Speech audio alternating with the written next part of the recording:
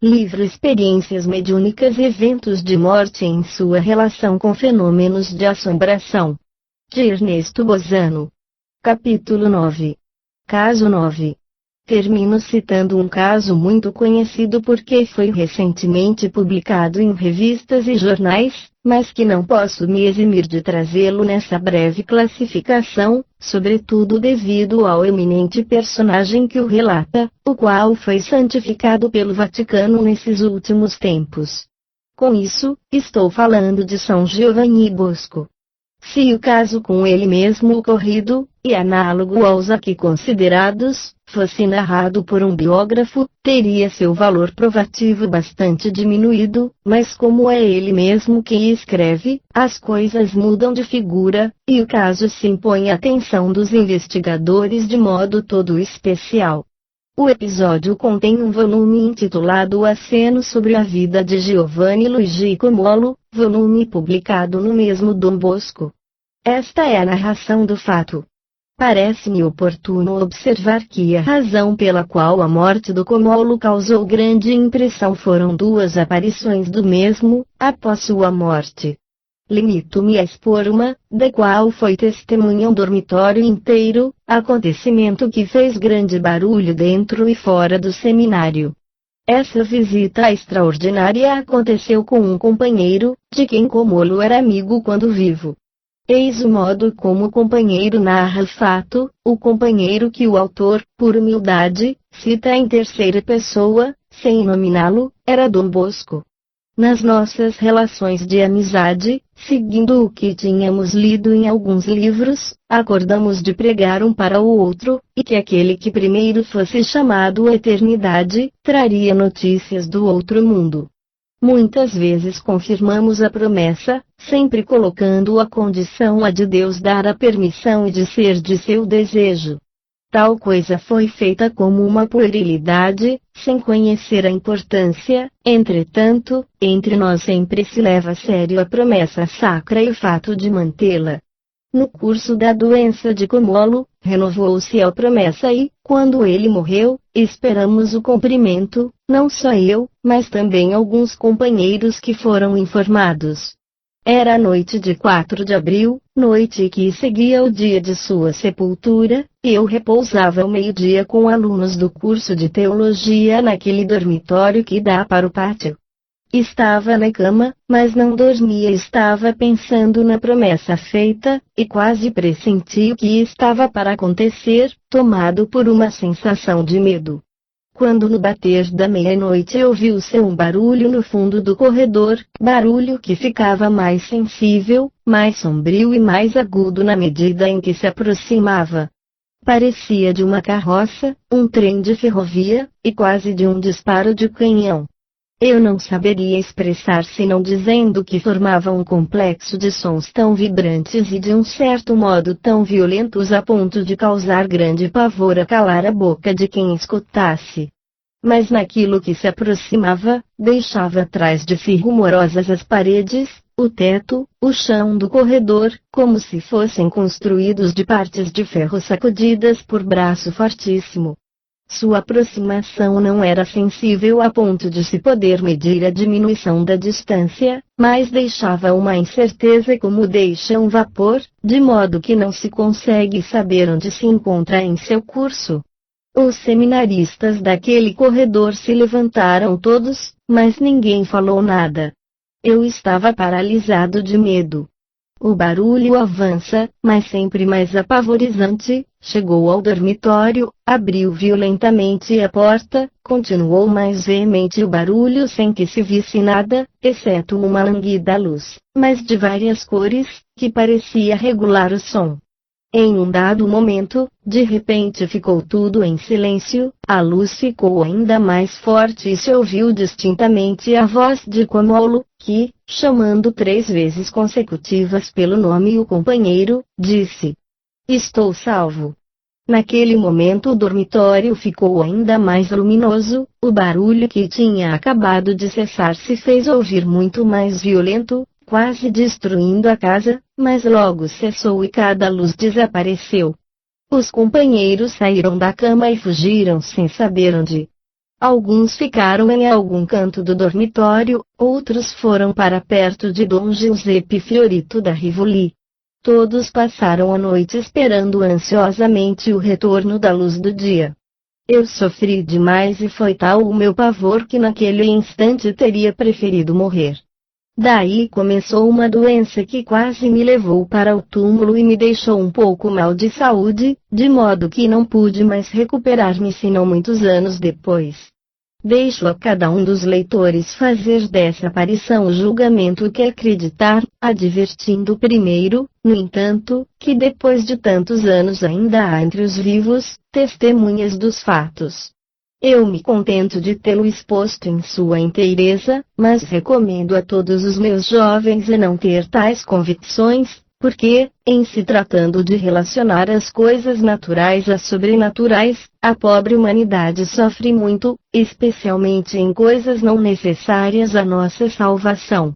Até no interessante episódio exposto, releva-se a existência de um pacto combinado entre dois jovens, combinado que aquele que dentre eles primeiro morresse se manifestaria para o outro. E também nesse caso o pacto vem rigorosamente mantido, como de resto acontece e acontece com relativa frequência nos pactos de tal natureza, os quais concorrem por si próprios a demonstrar eloquentemente a sobrevivência do espírito humano. Entretanto, em tais casos o cumprimento do pacto consiste normalmente na aparição do morto ou em uma voz subjetiva, ou direta que fala ao percipiente, ou em fenômenos físicos de natureza simples, acordados com antecedência, como batidas próximas ao percipiente ou o retrato do morto que se destaca e cai no chão, ou as impressões táteis características do morto, ou as campainhas que tocam sem parar, e por aí vai. Mas é raríssimo que os pactos de tal natureza tenham sido combinados como manifestações de verdadeiro fenômeno de assombração do tipo clássico, que resultam no caso em exame barulhos multiformes e apavorantes, que precedente e sucessivo ao fenômeno da voz direta, e o bater repentino e barulhento da porta, fenômenos que eram reais, não subjetivos, pois foram observados por alunos de um dormitório inteiro, enquanto é notável no estrondo infernal observado pelo relator, não sendo possível localizá-lo, pois que essa é precisamente a característica dos barulhos assombrosos. Isso estabelecido, surpreende sobretudo o fato de que quem assim se manifestava era o espírito de um jovem que viveu pura e cristamente. Comentando antes uma observação do professor J. Gillig, eu disse que os fenômenos de aparição assombrosa como se realizavam às vezes depois de um evento de morte nem sempre devem ser considerados como provas da presença de entidade de mortos confinados ou de almas penadas, e esse episódio é adequado para confirmar o dito. Eu tinha dito também que presumivelmente o fenômeno poderia se realizar devido a duas circunstâncias, uma complementar à outra, isto é preciso antes de tudo reconhecer que os mortos se manifestam como podem, não como querem, quer dizer, de acordo com os fluidos mais ou menos densos ou refinados que encontram à sua disposição. Então, deve-se admitir o que apareceu nos comentários do caso 15, e a propósito do que acontecia na experiência do reverendo Stainton Moses, onde a existência de fluidos excessivamente exteriorizados obstaculavam as manifestações de ordem elevada, pelo que o espírito guia rector se encontrava em necessidade de se liberar o quanto antes, em manifestações físicas barulhentas. Se se aceita essa explicação, deve-se inferir que os fluidos exteriorizados em um dormitório de jovens de 20 anos, sãos e robustos, resultavam de tal modo exuberante que fez com que fosse necessário exauri-los de algum modo, como aconteceu na sessão de Moses, tarefa presumivelmente assumida pelas entidades espirituais que assistiam o jovem morto pronto para se manifestar com a voz direta. Nesse caso, no entanto, dever-se-ia inferir que entre aqueles seminaristas se encontrasse um sensitivo capaz de servir como centro de condensamento dos fluidos exteriorizados.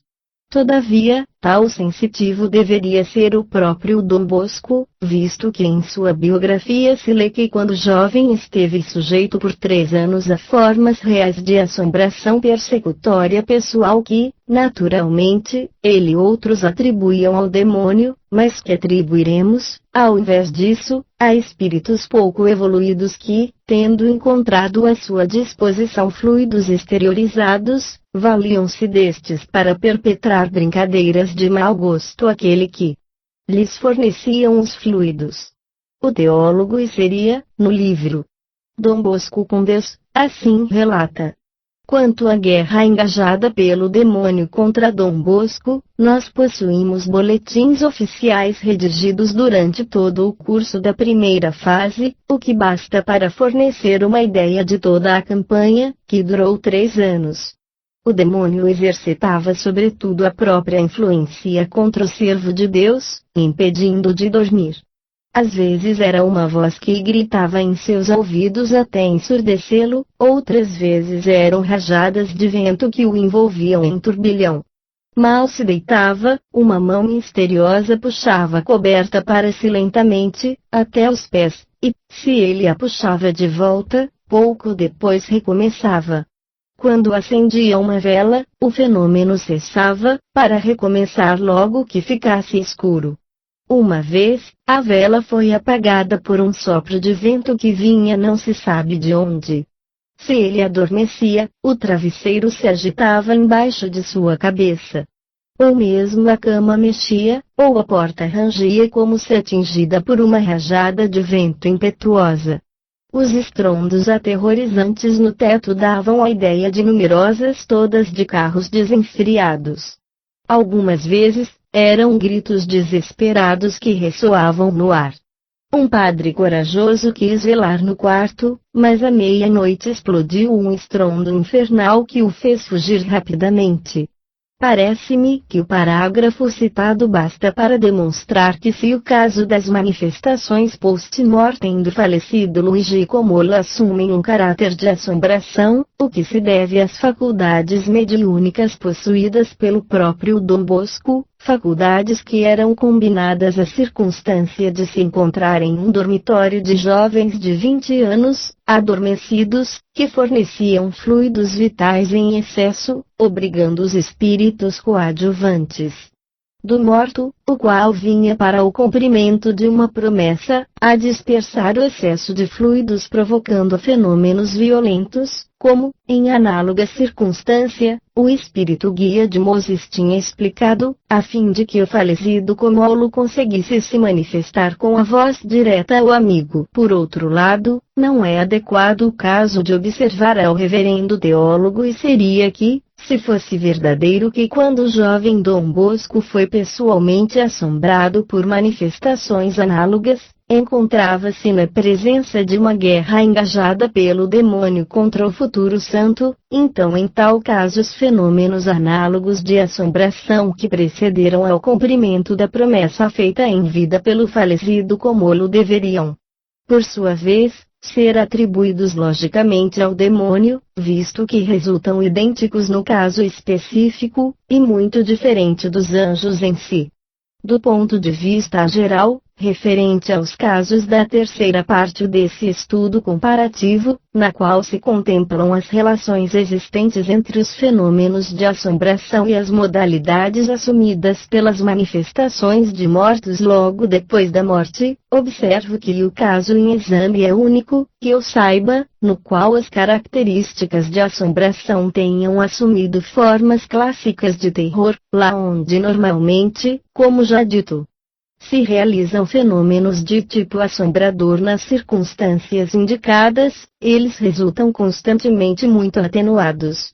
Daí se tem que o caso exposto, excepcional pelas razões colocadas, vale para confirmar mais do que nunca eficazmente a tese contida nesse trabalho sobre as relações existentes entre os fenômenos de assombração e as manifestações mediúnicas experimentais espontâneas.